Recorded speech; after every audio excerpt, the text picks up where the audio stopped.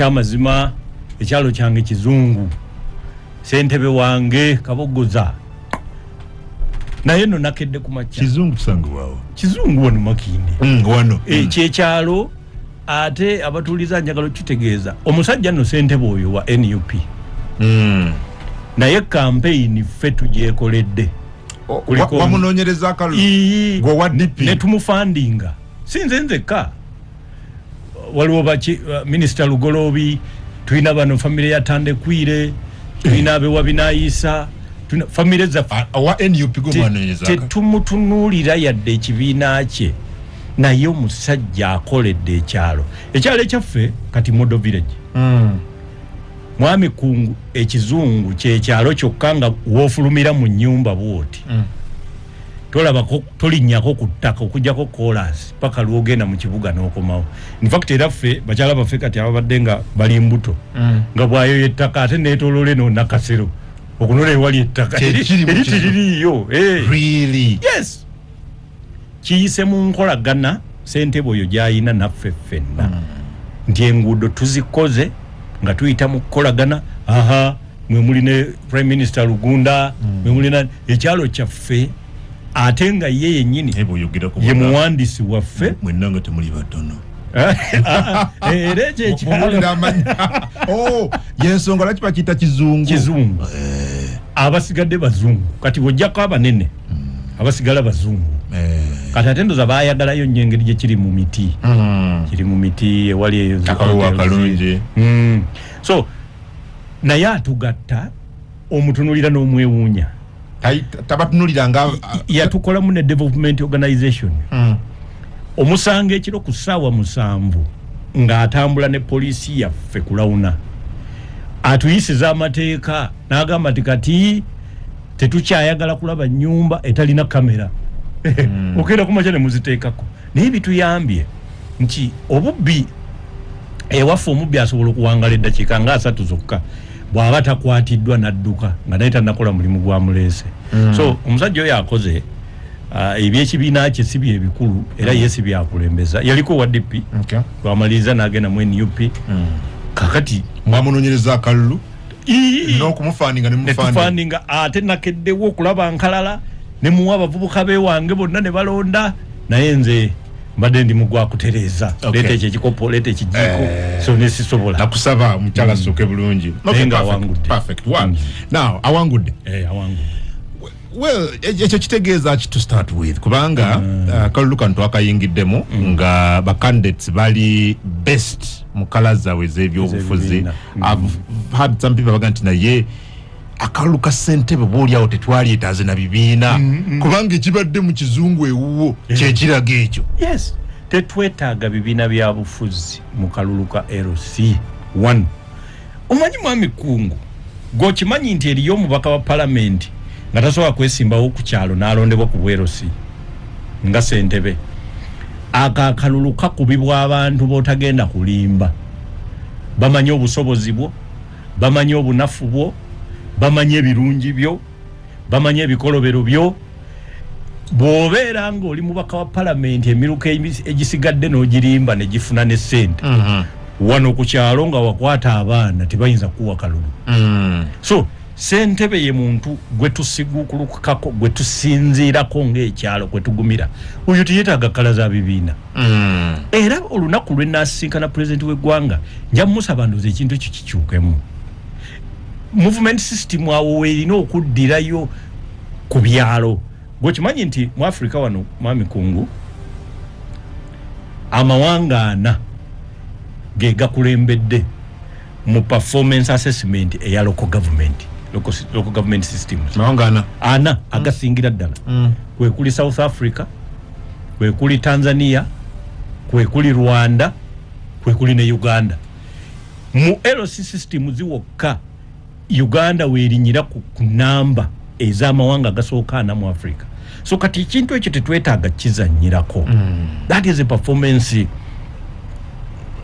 credit nti awo tetuzannyirawo abantu b'oku kyalo baagala omuntu w'oku kyalo nga bamutegeera kati program za gavumenti ate president agenda azikkiriza wansi zigenda zikka yali parish development bagala kujiza ku kyalo bagala ki kakati ebintu ebyo ku kyalo eyo tetwagala yo muyaye twagala yo omuntu nga abantu bamwagala naye okumwagala kuyina kusinzira ku busobozi bwe ekyalo kino akati olaba ebyalo ebisinga ndoza mu Kampala wano byenjagala okugezesaamu ettaka okusinga lya kabaka bwoba n'ekyapa kiba kyaliizi kakati ettaka lya kabaka obuzibu bwe lirina nti nannyini asobola okukola endagaano ku makya ssaawa 4 zigenda kukola ssaawa 4 n'eddakiika 2 ng'akiguziza omuntu omulala ero si yeekakasa oba wawe ssaawa 9 asobola okuguza omulala kasita ero sebeera njaaye neddamu neekakasa nti era teekako omukono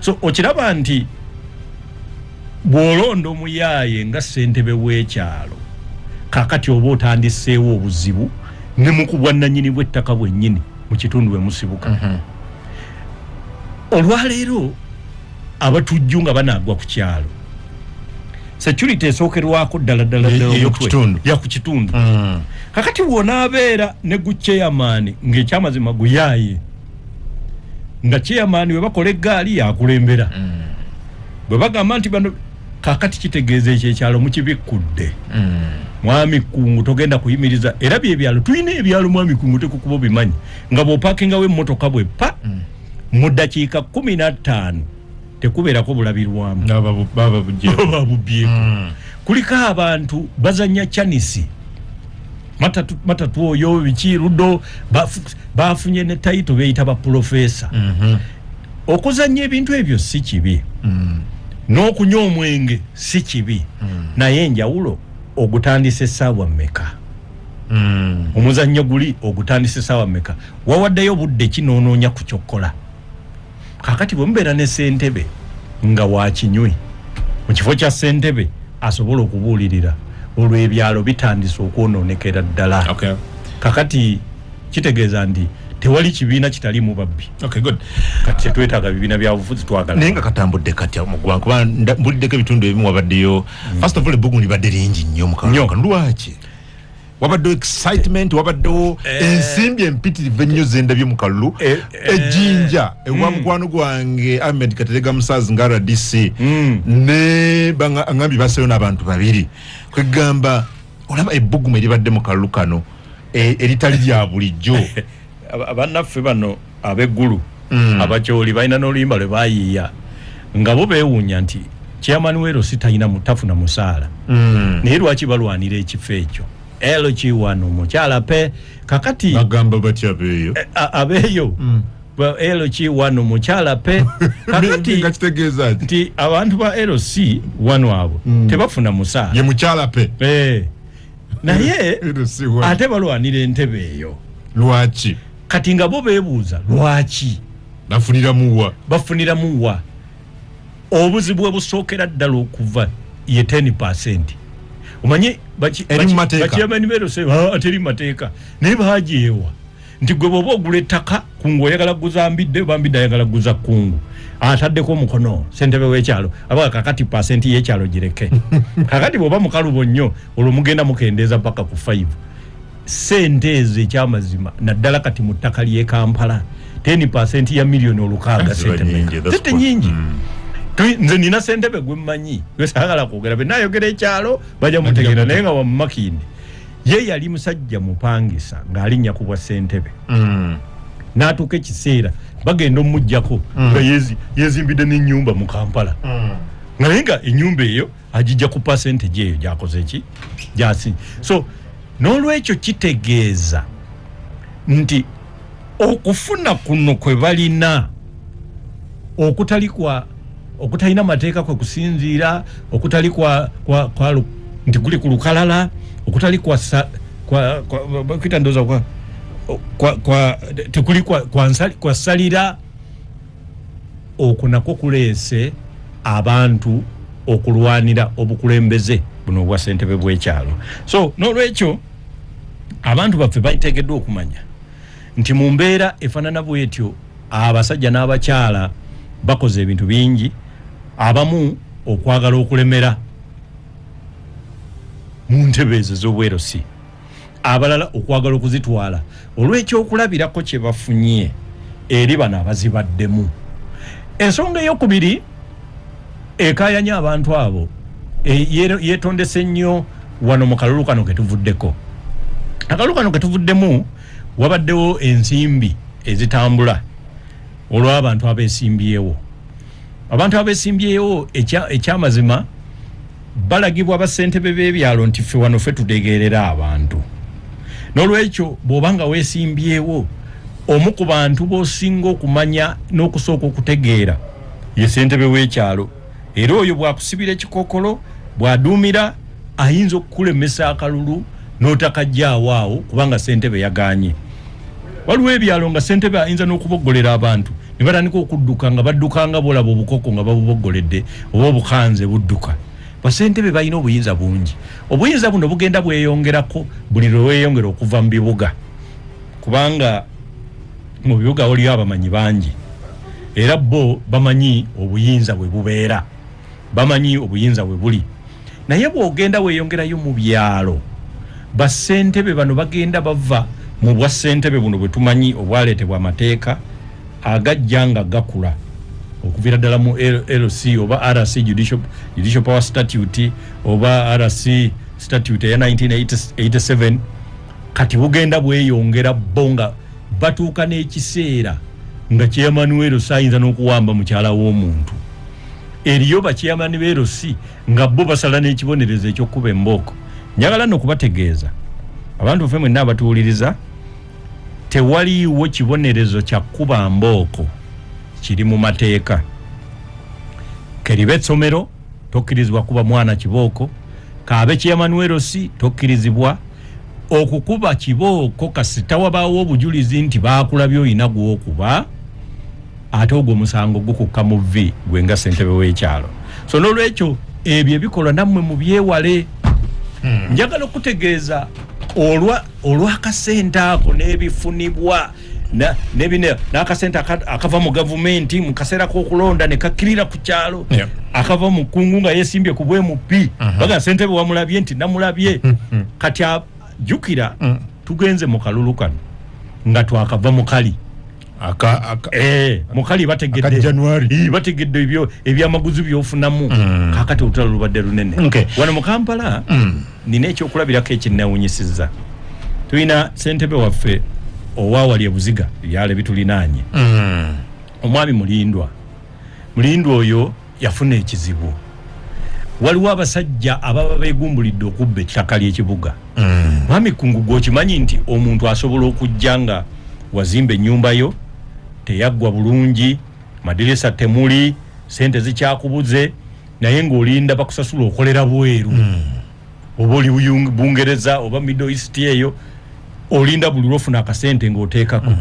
Tulina abantu kati ng'ajja ekiro n'ayiwa amagye n'azimba ekikomera ku njuuyo n'atandika n'okussaamu amadirisa, awo wennyini n'atwalawo nti wawe, n'atandika okugoba ekyapa ng'akozesa beerosi abakyamu.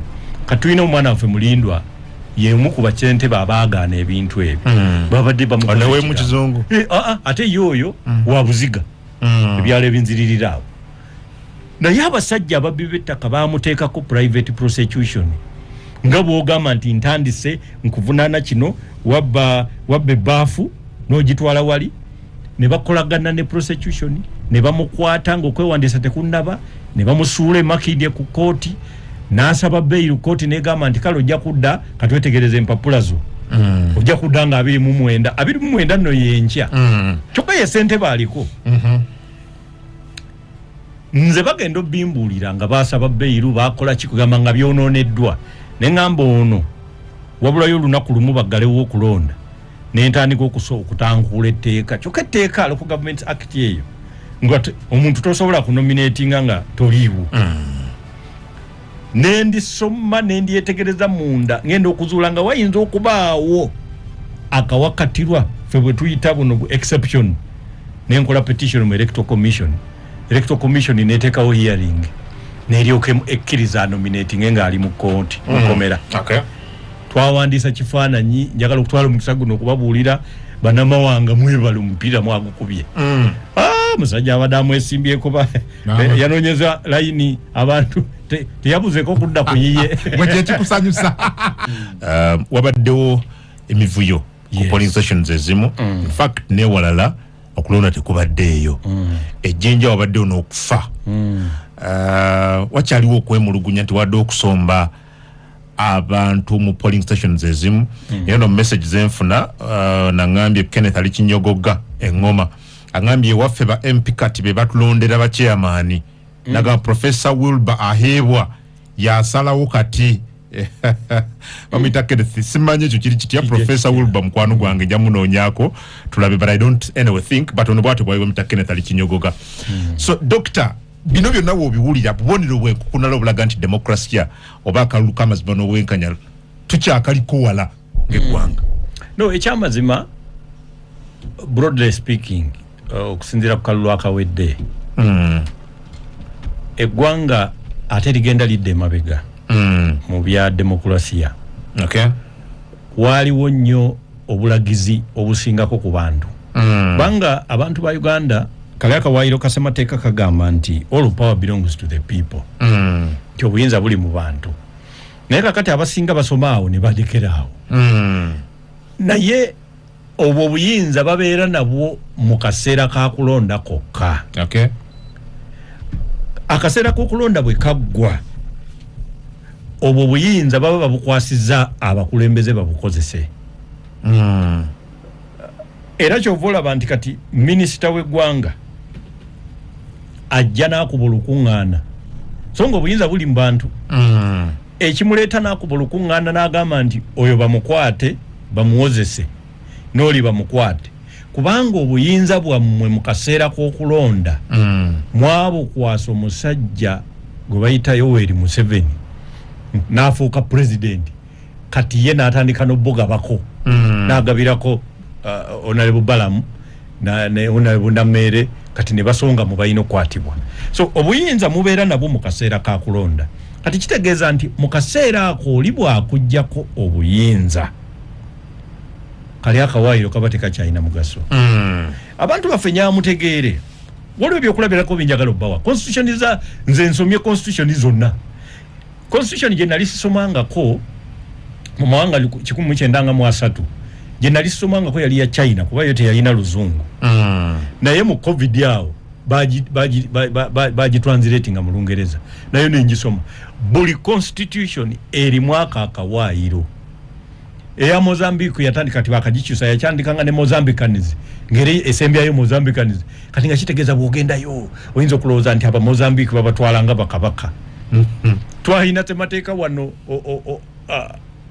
nga president wa Zaire biseera ebyo nga tenafuuka Congo DRC Mwami Mobutu nga ayina n'ekibiina bakiyita National Party nga constitution yakyo egamba nti obuyinza bwonna buli mu bantu kati ng'era bw'ogisoma kitegeeza abantu beeri bannange be bakabaka naye abasajja bwe bamuwamba nagenda okulaba nga abantu beeyiwa ku street nga bajaganya nga ate abantu ababadde nga be balina obuyinza ate kijja kitya okusanyuka nga ono bamugjeeko constitution ye Liberia yali yawandiikibwa 1983 nayo yennyini yali obuyinza buli mu bantu era nga kitegeeza nti omukulembeze yaliko mu biseera ebyo Mwami Taylor kitegeeza yakulemberanga ng'akulembeza bantu naye bagenda abasajja okumuggyako abantu baayika ku street nga tebanaba kuteekako Johnson baayika ku street okujaganya nti bawonya omusajja constitution ya Libya yate Libya yagenda n'esukka ya Gaddafi nga yagamba nti yava ne mu buyinza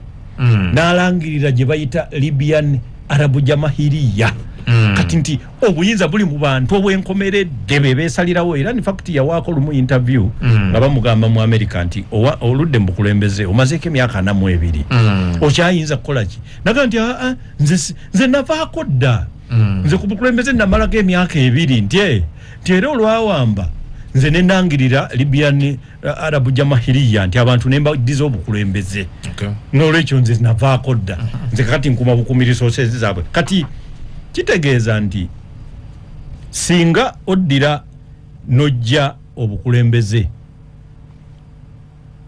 amaanyi g'abantu mu kulonda n'ogabajjako ate nga ye ke kaseera kokka ke bagalina osekali akawaayiro otandika okuba n'obukulembeze naye ng'abantu si be babulonda so ekintu ekyo kigenda kijjawo demokrasiya tulina abantu be bayita ba eminenze guris beerisizza nkuuli abantu abo tebalina bifo byankalakkalira naye balina obuyinza obusalawo awo twagalawo gundi nawali gundi so obuyinza bugenda bujjibwa mu bantu ekintu ekyo gavumenti njagaleddemu ekitunuulire kati oli akugambye nti ba MP be batandise okulonda basentebe oyalinda Kasikometa Kenneth MP goyina kulonda task force yo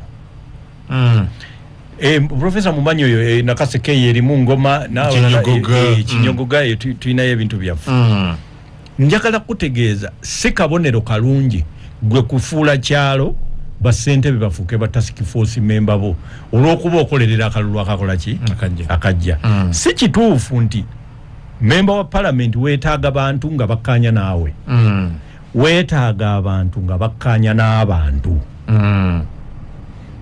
abantu baffe abankubira banete munkubira tuli kumpewo please don't call it becomes extremely repugnant fetid acrid obnoxious temunjogeza luzungu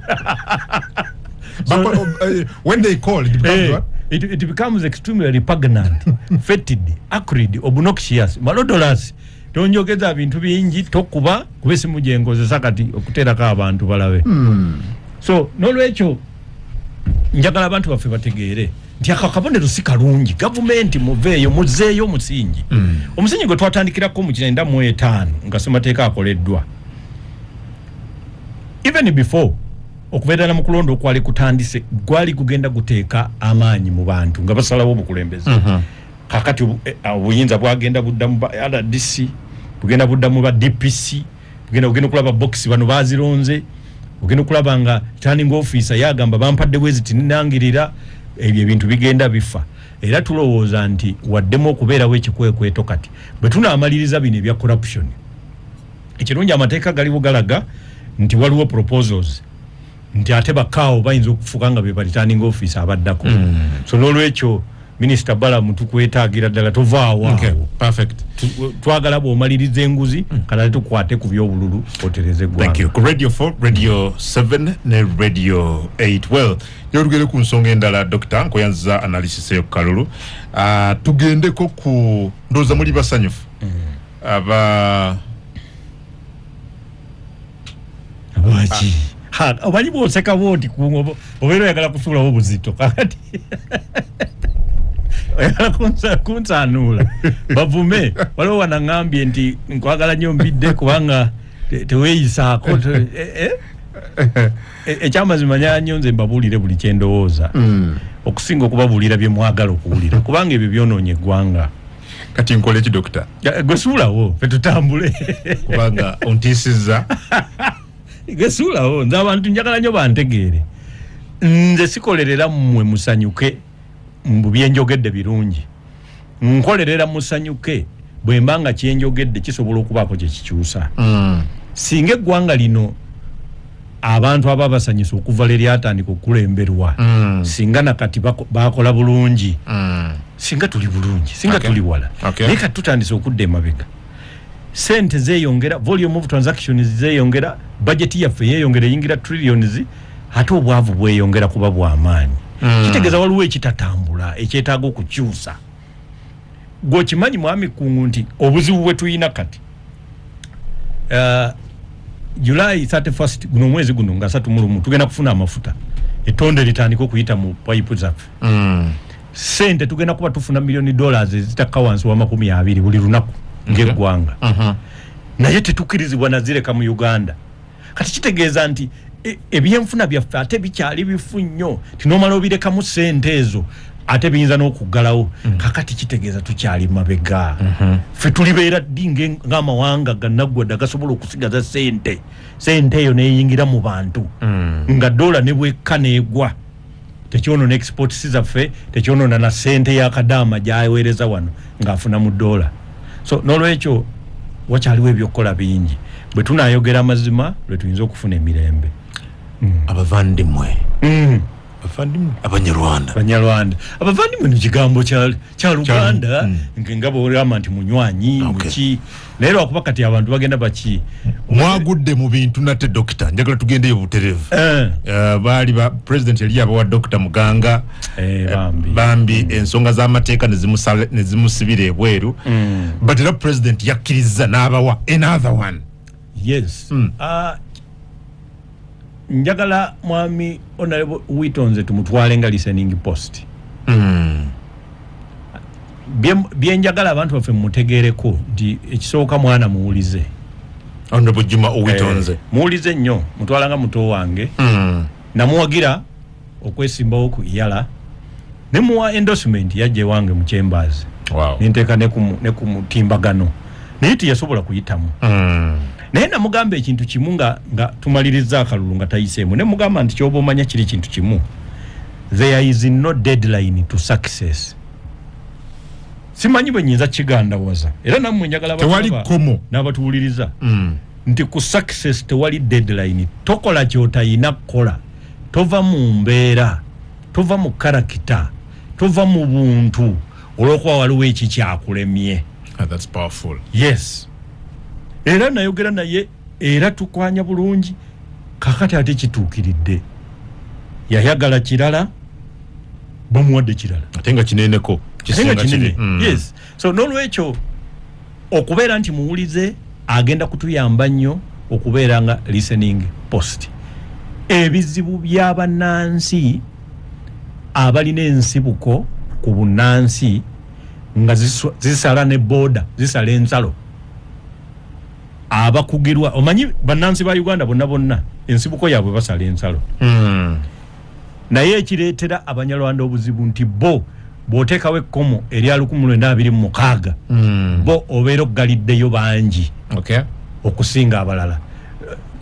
Kababeere abantu baffe kati nga mange Muganda kyala Muganda omugenzi naye ensibuko ye bava mu kintu n'ennambi nabo bajja buzzi era bakugamba yajja n'ente lwakuba n'ente kati tetumanyi bulungi gye zaalaga naye nga yajja n'ente ekintu abalala bonna abalala baavamu joka omolo joka owinyi bonna bajja buzzi naye cut off point bw'ogiteeka ku 1926 abajja 1957 tebabeera bannansi.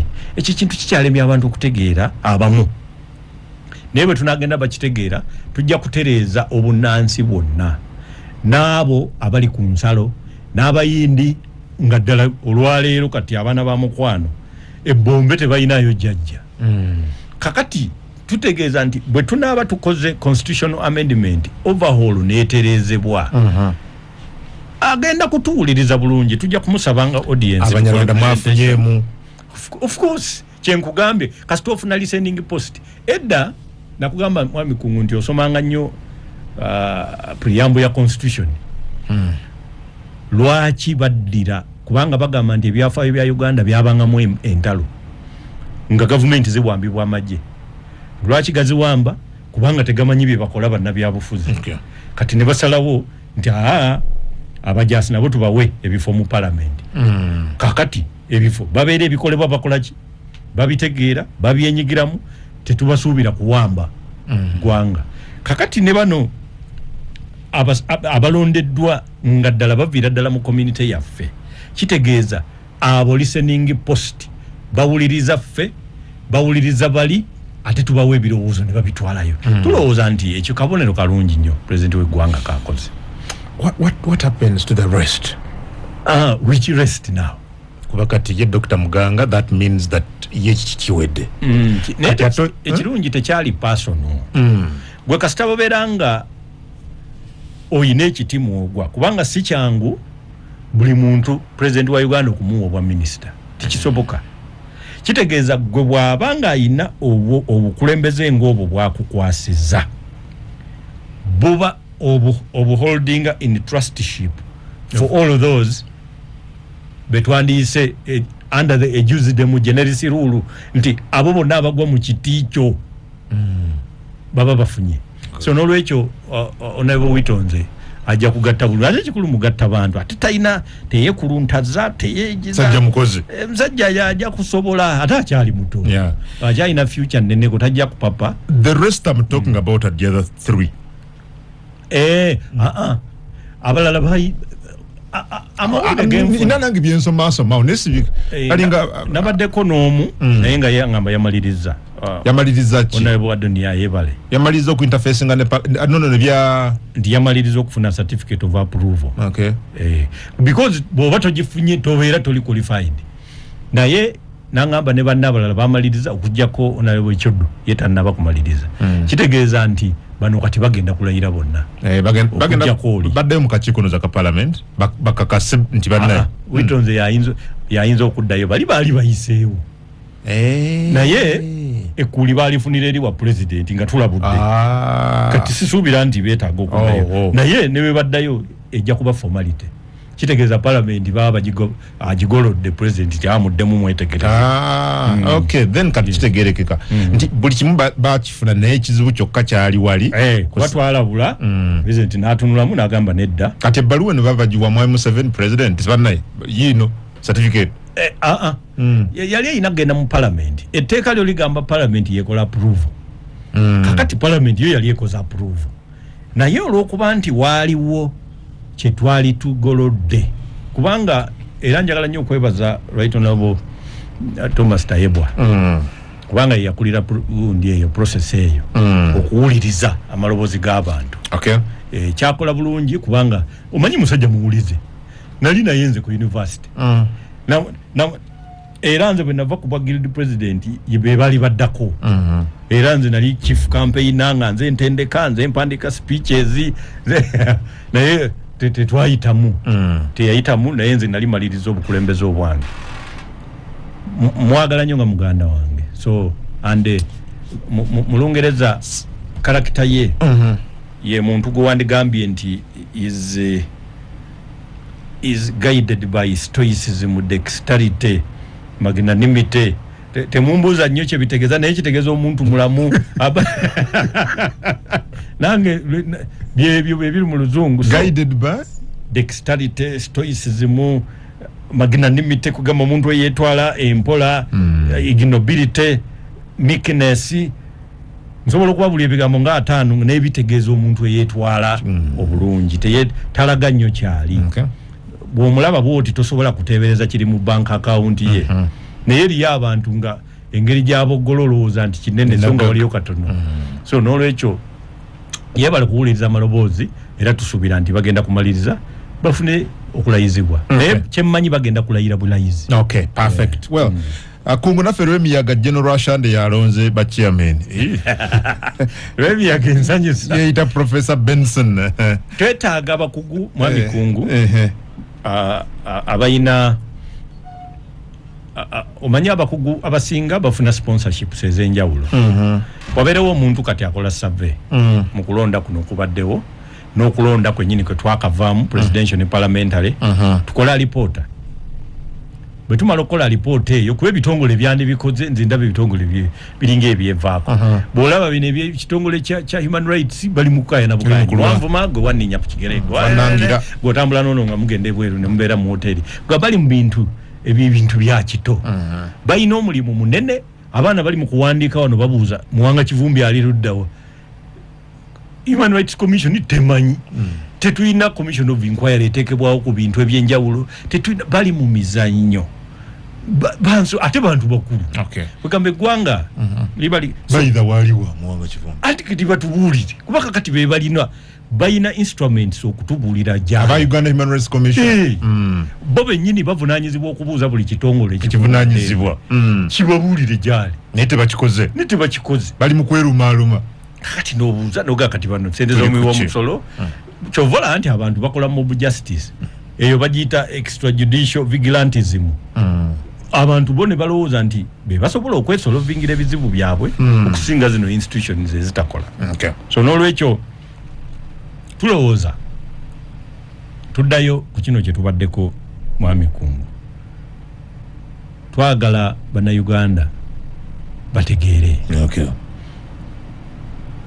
Ba professor baani munonyereze tufuna reporter tugironchinge egende mu bekikwatako tuddemu tukyuse system of governance. Uganda eddeyo ku map negati yavaako Uganda. Okay, good. Wenyigidde mu kuyonja eka ne gwanga twabadde ne National Cleaning Day on Saturday. Ewanyiza abadde mu gwanga nabadde Nairobi. Naye nasubiddwa. Naye nga abantu bewange bonna nabasabye ne benyigiramu. Is it a good move? It is a good move. Naye lwakuba abaana ne bozaala abaana waka waliwo be batwala okunaaba ku mpaka. Waliwo gwe basikanga kakati waliwo ne boogamba nti kale mbawadde mungende mwenaaze ne wabaawo agasaasaanya mugawulire naye ng'ayiye ku bigere. Waliwo abanaabako ebigere. Ensi yonna gyefa yenkana. Obuyonjo teweetaaga kukwasa kifuba okukola obuyonjo w'oyimiridde. Nze nawulidde criticisms ezigenda mu maaso. Bakikoze bubi. Waliwo ebisaaniiko byalemeddewo gavumenti yabijjeewo. Twetaaga poliisi. Yes. Twetaaga etteeka kwe tusinziira. N'obudde. Twetaaga obudde. That is the report we need. Naye wabadde wateekeddwa okubaawo entandikwa. Gwe kyogamba ekireeta obubbi, ekireeta obuli bw'enguzi tewali mateeka. Ebisookerwako si mateeka. Ebisookerwako kizibu.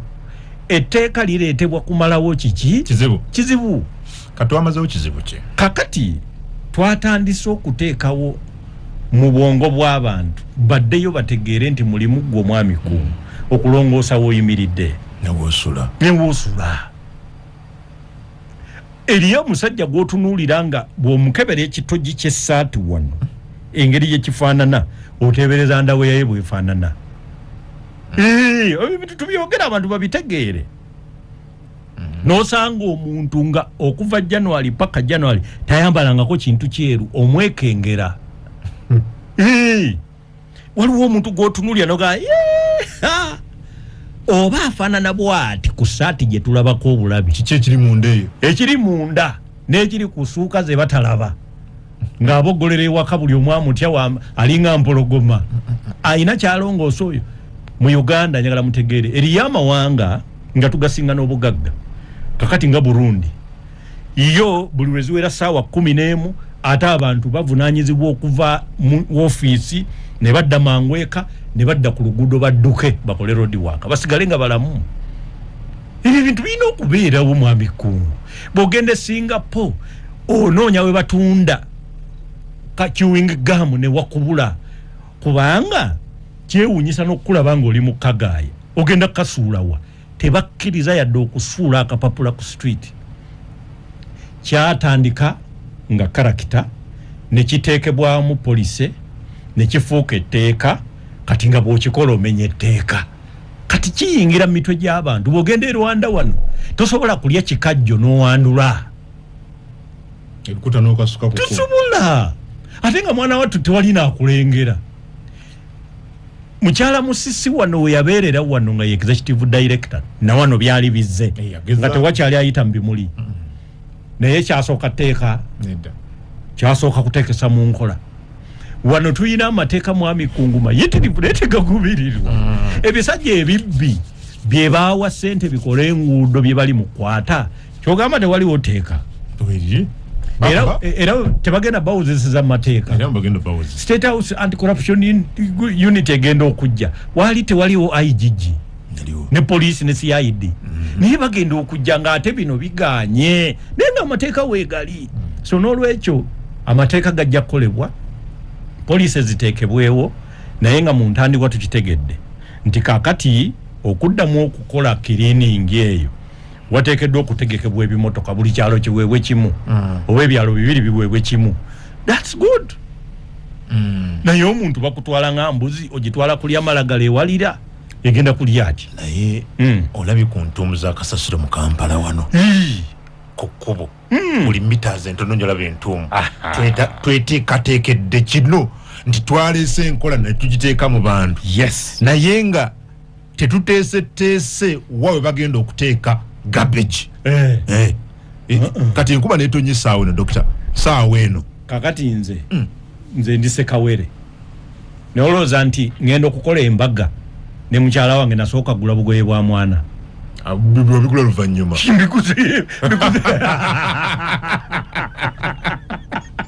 so olita kulimba mwami kungu tyatosoka kuteekateeka kino ate n'olyoka olagira tibiri kati omwana ati azze kati omwana azze tonnabagula bugoye kati saawa eno honorable kasasiro buli woyita mu Kampala abantu batuumye ku mabbali balesaawo nakubuuza wano twajja wano ne nkubuuza nti naye bano abakola mu State Council buli lunaku lwe bakeera ku makya ne bajja mu tawuni okukola ne baddayo bwe baddayo eka bagamba abaana baabwe nti bakoze eki kati emirimu girabise State Council mbuulira kati lwaki oyo tavaawo kasasiro gwe wateekebwawo okukola ki budget bwe batewera olwo tukizudde ababaka ba parliament mutandika okutunulira budget eya State Council mujongere sente bakansala mutandika okumanya mugenda ku legislating kuki ku legislative powers obutonotono bwe muyina kakati mwami kungu the problem now shifts kiva ku bisaaniiko ebibadde biyise myala kati ne tubiza ku bisaaniiko ebiri ku mabbali g'ekkubo oba kitegeera nti kati sente ezandigenze mu byuma ebiteekebwa mu myala bijjeyo biri ezo abantu bakyekoleddeko abantu tutandika okukola ku service omanyi tugenda nitubeera nga tulowooza nti buli kimu gavumenti erina sente zikikola tikisoboka wateekeddwa okubeerawo gwe kyokolera gavumenti oba kyokolera eggwanga waliwo omwami omu yabuuza n'agamba nti nga tonnabuuza gavumenti kyekkolera gogikoledde ki yeah but you see Dr. Kyoyogera kyekimu ku argument gye mbadde mpulira abanga nti lwaki gavumenti yali tukasa okuŋŋaanya kasasiro nga ate tusasula omusolo n'obuvunaanyizibwa ne tugibutikka local governments obadde oyogerako municipalities town councils by allocating an center as a garbage collection so many billions so we are doing that work on their behalf. In fact, someone asked me leero tikungu bwemba ntadde embwa ewange nga njirese yeewogole okay ate yo nenkwasa obuvunaanyizibwa bwo eyagala nze mba ngenda mbogole nagiwe bugolera ababbi kati ate obuvunaanyizibwa bwe bulese ete bukwasa nze mba mbogolera ababbi ekyo kizibu nkimanyi mwami kungu ne maka gaffe tukirina manyi bakugamba nti family is the smallest unit of leadership oba administration kakati gwe mwami kungu kale kati gwe kizibu nti oli musomesa nange nakulira mbasomesa bonna bazadde bange nkimanyi bulungi nti nina okukebera mu bitabo by'omwana era bw'aba akola homework ambaawo naye eriyo abantu abalowooza nti gwe oluzaala n'osuula mu ssomero toddamu kuwuliza waliwo naawe wadde osasula fees omulimu gw'olina okukola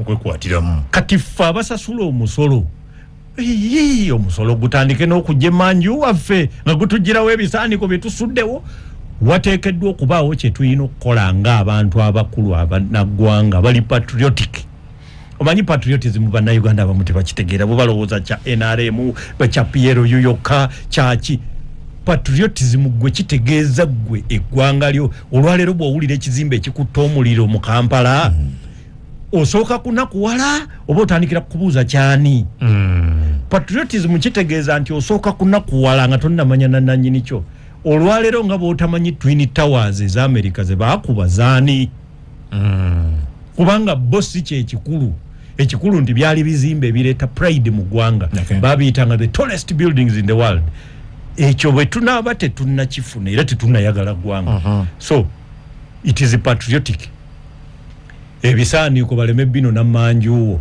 bambi biteekeko wabweru gwe tokimanyi nti ne bino bikampuni byaffe byetukozesa bino ebiri private byebijja ne bitandika okujja mu dustbin z'omu nnyumba bijjemu ebisaaniiko abannayuganda mulimba gavumenti ezo zende size mugiwa temuzirina nayo tezirina teziwera kubanga nazo zaabu nze leero mbadde n'omusuubuzi gw'ensisinkanye n'angamba naye banaye mututta tye twali tulina enkola yaffe ng'omuntu atika tujja ne tukola ayina bw'abadde akiyita n'ekimvudde mu mutwe nga bakuŋŋaanya ebintu nga basuubula okuva e China naye nga babiteeka mu container kubanga buli muntu tayinza kukola container ye tubiteeka mu container ya kungu kakati ye bwajja n'asasula omusolo ffe ne twekolamu omulimu kati URA yabigana baagala buli muntu yeesasulire endowooza yange eri kuba clearing agency tikululi baali bakiriyalinga container emu kati nabo baalwana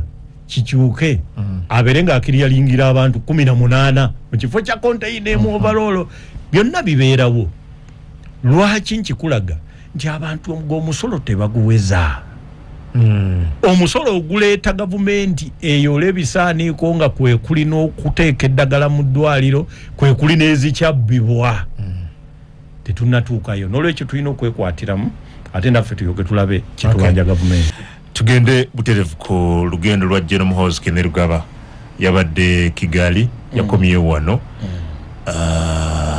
well at least I know you were a friend no you were a lawyer you're his lawyer a lawyer a friend of his but also omukubantu abasinga okutegera n'okugoberera ensonga za region eno olugendo luno twalufunyemu kinga eggwanga ekisookera ddala abantu baffe kye mulina okutegeera Uganda ne Rwanda nsi za nkizo nnyo mu butebenkevu bwa East Africa naddala nga oyogera ku ggwanga ng'erya Congo DRC waliwo kye bayita directing mind and will nti amawanga gana abiri ekyamazima gasalawo kinene nnyo era gakola kinene mu butebenkevu ne mu kukuuma eddembe ly'obuntu mu ggwanga ery'e Congo ate nga omukulembeze waffe ow'amagye wano mu ggwanga ye General Muhoozi Kainerugaba n'olwekyo bw'abanga yatambudde n'agenda e Kigali ate nga ne Kigali nayo is a key partner mu region mu peace and security eya region eno naddala ng'otwalirako Democratic Republic of Congo fe tulina okukkiriza nti enjogerezeganya n'enkolagana ezo ziyambira ddala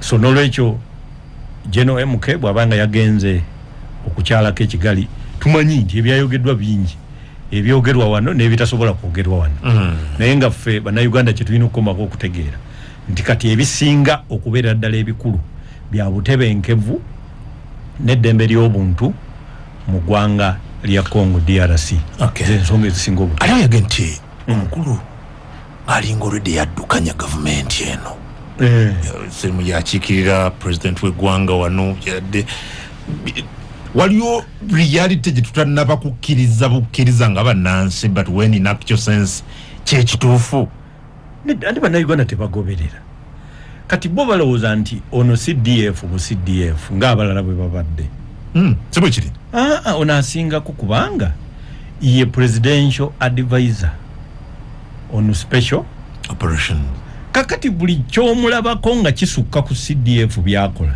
eyebeera special operation emuweereddwa okukola ultimately kitegeeza nti alina obuyinza obusukka kuba CDF bwe babadde babeera enhanced powers kubanga eyo docket eyo deployment eyo gy'ayina ndalamu okugigatta president bwa General Muhoozi reality kyenyinza okugamba mwami Kungu nti General MK alina right okufuuka president wa Uganda kubye tulaba ekijja bw'ogattagatta amapesa n'okwata wano na wali naye kati ani amugaana okoleki kuba nze ndaba abisobola kati bwe yeesimbawo aba akoze ekyekibi era ajja kutuuka ekiseera ave mu magye akubise posta yeesimbewo